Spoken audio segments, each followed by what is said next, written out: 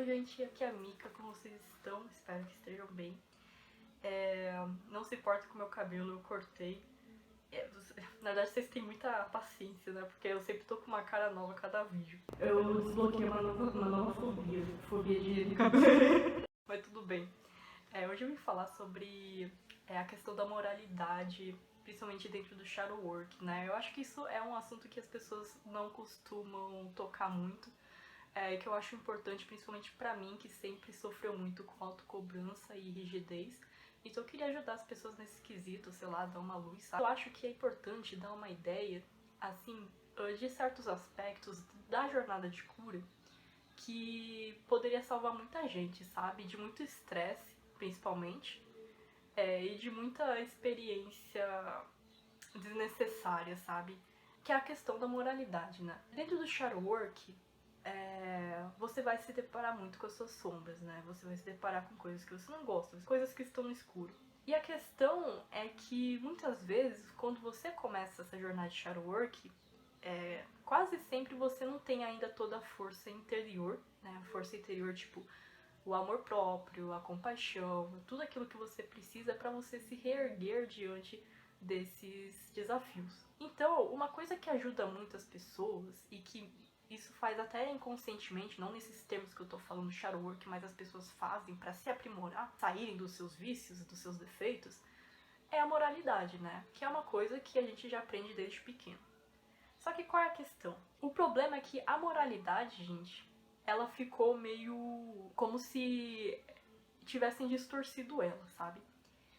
Então a moralidade, ela virou, na verdade, moralismo. Isso você vê claramente na forma como foi deturpada as filosofias e as religiões ortodoxas ocidentais, porque ficou uma coisa que se tornou um dogma, né? Se tornaram dogmas. Então a questão da moralidade, gente, se você não tem consciência, o discernimento, a sabedoria pra você aplicar ela na sua vida, vira o quê? Dogmatismo, exatamente. Isso que faz fazer as pessoas se sentirem mais ainda reprimidas, certo? Julgadas. Então, o que aconteceu muito nesse mundo é que as pessoas utilizaram uma coisa que poderia e que é extremamente importante, né? Ter um parâmetro, um set de preceitos básicos de valores éticos humanos, mas o que aconteceu é que as religiões, as pessoas, a sociedade, o mundo transformou isso em dogma, né? Então, o que acontece é que essa ferramenta que poderia ajudar, na verdade, faz as pessoas se distanciarem ainda mais da própria cura. Isso é muito bem exemplificado na nossa vida real, como a gente é extremamente enraigado de criticismo, né? De criticismo, sempre apontando o dedo pro outro, reclamando da vida, falando o que tá certo, o que tá errado, sempre tem, né? E a gente é cheio desses valores morais, mas você vê as pessoas continuando fazendo coisas erradas. E isso por quê? Porque ainda não saiu da sombra. E por que será que as pessoas não conseguiram sair da própria sombra? Não conseguem ver o próprio defeito? Por quê? Porque falta amor. E quando você não tem amor, você não consegue nem chegar ao ponto de acessar, nem de ver a porta para você ver a sua sombra. Porque você fica cego pela culpa, pela vergonha. E quando você tem culpa, vergonha de você mesmo, você se sente humilhado em ver uma coisa que você considera criminoso, sabe? Então, isso faz as pessoas se tornarem ainda mais iludidas sobre elas mesmas, né? Por isso que as pessoas têm uma ideia muito errada delas mesmas. E ao mesmo tempo falta a humildade por causa disso. Você vê como as pessoas são enraigadas em valores morais, mas quase nunca em atos de compaixão. Você vê isso claramente. Todo mundo, você vê uma notícia ruim, tá todo mundo falando, nossa, isso é horrível, isso, e não sei o que, não sei o que. E tá todo mundo falando. Você acha, caraca, parabéns, todo mundo tá crescendo. É que você vê quem é que está fazendo o ato de compaixão. O ato voluntário, no sentido assim, o bem fazer, de fato. Raros atos, pouquíssimos atos de amor, de bondade, de compaixão, de solidariedade, em comparação com o tanto de moralismo que a gente tem dentro da gente. Então a gente tem uma cultura extremamente pobre em amor por si mesmo, em amor ao próximo. E é uma virtude, gente, uma virtude assim que ela não é cultivada. Então assim, virou um moralismo, o moralismo ele tomou conta da nossa cabeça pra gente como forma de autodesenvolvimento, né? E a gente esqueceu da parte mais importante, para que serve a moralidade? a moralidade serve exatamente pra cura. E o pior é que a gente leva isso pra espiritualidade em si, pra energia da vida, da natureza em si. A gente acha que a vida, a natureza também nos julga de acordo com os nossos pensamentos. A gente faz muito isso. A gente adota, a gente associa os nossos pensamentos à forma como a vida é. E a vida tá nos vendo de uma forma totalmente diferente, mas a gente se vê através dessas lentes, que ainda são muito inferiores, né? Porque, veja bem, todo moralismo, ele é recheado de preconceito, de tabu. A moral se tornou uma coisa extremamente super utilizada, porque eu acho que no fundo, as pessoas, elas não conseguem confiar nelas mesmas, né? Então, quando tem um senso assim de autoridade, né? Não nem autoridade, é autoritarismo sobre a pessoa, de rigidez, né? Que ali coloca o quê? O medo, né? A repressão ou o senso de obrigação através do medo, da punição, a pessoa se sente mais incitada a fazer um ato bom. E isso é para você pensar, se você tá fazendo shadow work, se você tá fazendo isso com você mesmo, ou se você chegou já a esse ponto de você olhar pra você e falar, cara, será que eu tô fazendo shadow work porque eu me cobro demais, sabe? Porque no fundo tem um lugar dentro de mim que não quer aceitar eu mesmo, então tipo, vira praticamente um paradoxo, né? Porque você tá ali fazendo a cura, mas é porque você não quer de fato aceitar as coisas que você deveria curar, sabe? Então você fica tentando sobrepor aquilo, pular por cima das coisas que você não quer ver, entende? Então isso é uma coisa pra pensar, porque pode se tornar uma barreira, sabe? Porque a partir do momento que a moralidade ela se desvincula do amor, ela perdeu o seu propósito. Ela perdeu o seu propósito. Da mesma forma que você corrige o seu filho, uma criança, em nome do amor. Mas se você só corrige o seu filho, você não fala, não explica por que ele tá errado, fica só um dogma na cabeça da criança. Então é exatamente isso que a gente faz com nós mesmos às vezes.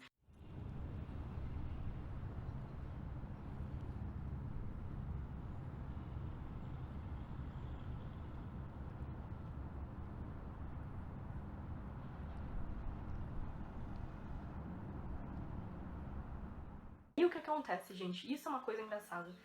Mesmo se você não é uma pessoa religiosa, isso ficou incutido na nossa mentalidade.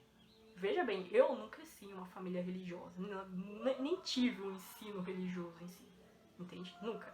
E mesmo assim, esse foi a mentalidade incutida na humanidade. Pense com você se você inconscientemente é isso que você concorda na sua cabeça, dentro de você, no seu coraçãozinho. Isso é certo.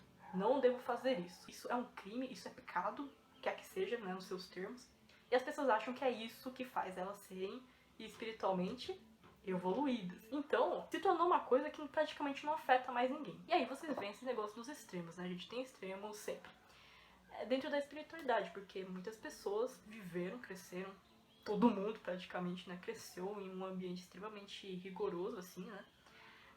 E aí o que acontece é que elas vão totalmente pro extremo, e aí elas acham que ter um senso ético é quase como se fosse anti-espiritual, o que não faz sentido, sabe? Porque você precisa ter um senso ético para se desenvolver também, né? Você precisa desenvolver seu discernimento. Se você não tem discernimento, você faz atos aí de bondade, compaixão, é como jogar pérolas aos porcos, sabe? Sem nenhuma consciência. E não é assim que funciona o negócio do amor. O amor, ele precisa ser consciente também. Então veja bem, você tem que ter discernimento para você perceber aquilo que é doença e aquilo que é sanidade. Né? Se você não tem nem essa base dentro de você, como é que você vai olhar para sua vida, para o seu caminho e você saber o que você deveria mudar ou não? E um momento você vai entender, pela experiência de vida, ou até mesmo na sua própria jornada de cura, que você precisa ter um balanço, entende? Então assim, é o que eu falei, é o negócio do equilíbrio. Se você tá na sua etapa de cura, em que você ainda tá muito sensível, não se force a colocar o moralismo em cima de você, sabe? Obviamente, eu não posso falar por você, isso depende de que questão você tá tentando elaborar, né? Mas, se você tá num lugar muito sensível, por exemplo, sei lá, eu acabei de passar por um trauma, você não vai lá e tenta racionalizar aquele episódio, certo? Você faz o quê? Você tem autocompaixão, você tem amor próprio. Às vezes você precisa até mesmo, como eu posso dizer, de um jeito que não leve ao engano, mas se auto-iludir um pouco, sabe? De ser um pouco mais indulgente com você, pra você se organizar interiormente, né? Então, você tem que ver aí com você, cara. Você tem que aí ver com você em que momento você tem que deixar a moralidade existir e passar por você, sabe? Você ser mais racional. Em que ponto você fala assim, cara, eu tenho que me cuidar mais, eu tenho que parar de me... Porque pode virar um criticismo, um julgamento. Então, o shadow work começa a virar o quê? Um criticismo. E a segunda coisa que você tem que entender sobre a moralidade é que ela não pode vir de um lugar de auto-julgamento, sabe? De se condenar, de se reprimir. Porque aí você tá fazendo totalmente o caminho contrário, cara. Totalmente o caminho contrário. Era pra você se curar, era pra você se olhar com respeito, entende? Você entende que aquilo é ruim, você entende que aquilo é negativo, entende? Todas essas coisas. Mas você não coloca um jugo humano, sabe? Aquele peso naquela coisa. Porque quando as coisas se tornam pesadas, gente, é muito difícil você sair das coisas. Suas sombras, elas não têm que se tornar um martírio, entende? Elas sempre estão ali nas suas costas, sabe? Mas você tem que andar sempre olhando pra luz, né? Por isso que não faz sentido você só olhar para suas sombras e ficar olhando para trás. Porque aí você não anda, porra. Você não anda, a luz está na sua frente, só fica olhando para a sombra, você não anda, você fica parado. Você tem que saber por que você olha para a sombra. Você olha para a luz para você não se cegar pela luz e achar que você não tem sombra. Aí a sombra vai lá e te come por trás. É bem assim, entende? Então, é isso, gente. Eu espero que eu tenha ajudado. Tá acabando a luz do dia. E beijos.